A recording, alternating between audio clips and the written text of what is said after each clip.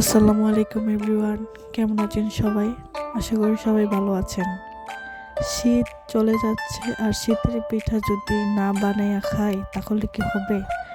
তাই আজকে বানালাম শীতের পিঠা, পোয়া পিঠা, যেটা আমাদের অঞ্চলে তেলের পিঠা, পোয়া পিঠা নামে সবাই চিনে, যে যেটা বলে আর কি।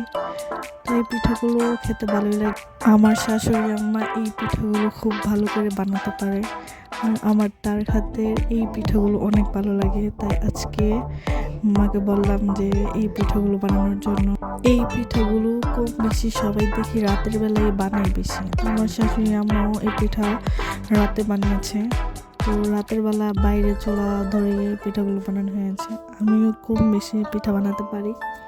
আমি অনেকগুলো পিঠেই বানাতে পারি, তবে সবগুলো পারফেক্ট হয় না। তো দেখে গেছে যেগুলো বড়রা বানানোর দরকার সেগুলো বড়রা পিঠাগুলো দেখতে যেমন সুন্দর হয়েছে, খেতেও তেমন ভালো হয়েছে। আপনাদের কাছে কেমন লেগেছে?